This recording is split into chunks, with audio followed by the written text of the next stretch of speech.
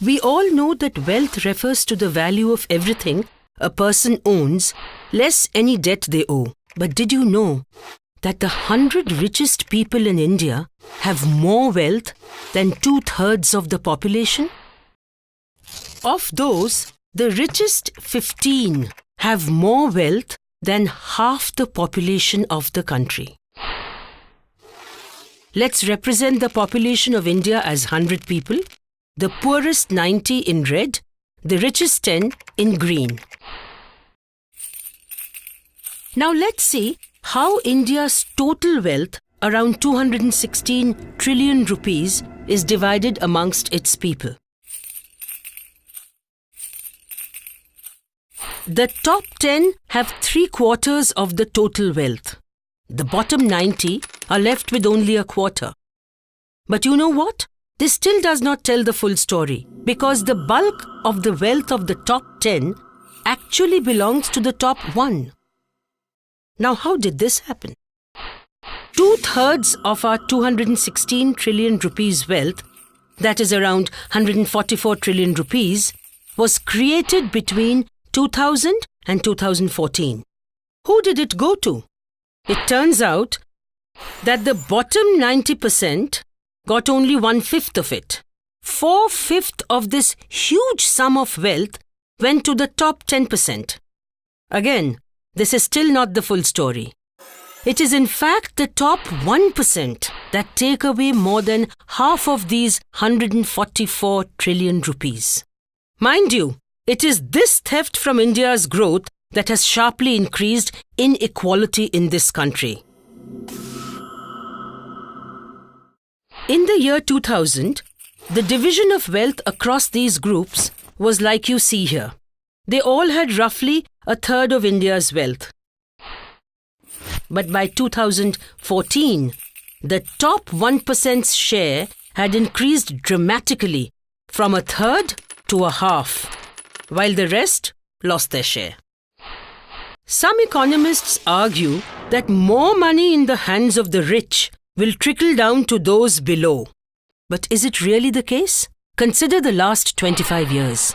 In 1991, 1/5 of world's hungry were Indians.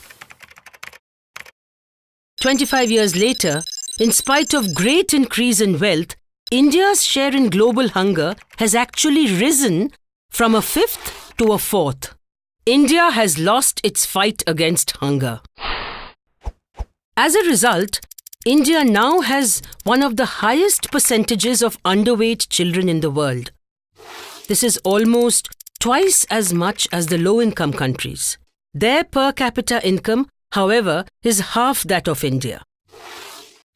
Apart from being underweight, nearly half the children in this age group suffer from stunting, which health experts identify as the key indicator of malnutrition and is irreversible.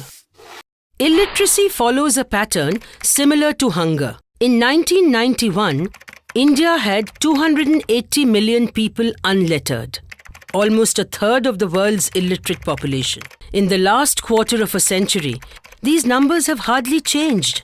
In fact, India's share in global illiteracy has actually risen. This is hardly surprising considering how long an Indian spends in school on average. Compare this to our neighboring countries, for instance Bangladesh. Despite India being economically better off than Bangladesh, our numbers are worse. Incidentally, Bangladesh also outperforms us on healthcare expenditures, spending a greater percentage of the yearly government budget on health.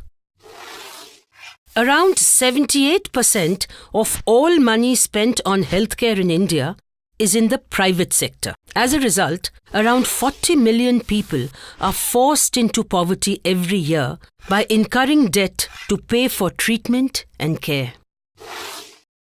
Providing universal healthcare throughout India would cost around 320 billion rupees. This may sound like a lot of money, but it's just a small fraction of the 39 trillion rupees of tax revenue foregone by the Indian government from 2006 to 2013, mostly on accounts of tax breaks given to the rich. It comes to about 5 trillion rupees per year.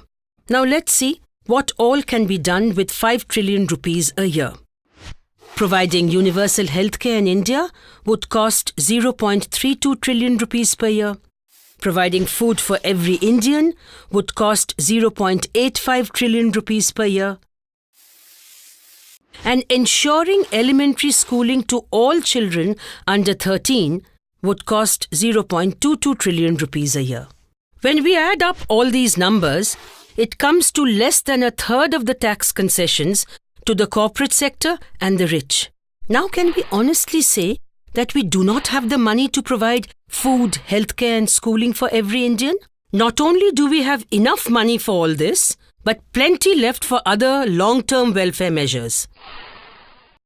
Calculations based on National Sample Survey data indicate that 1 trillion rupees would provide piped water to all Indians.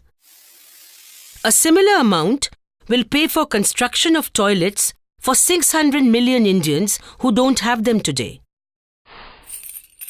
This is less than the 3.4 trillion rupees that the Indian government lost due to reduction of customs duty on account of gold and jewellery alone. It is time we decide what kind of India we want. An India where the rich continue to get richer while significant sections of our people live in abject poverty? Or an India for all its people?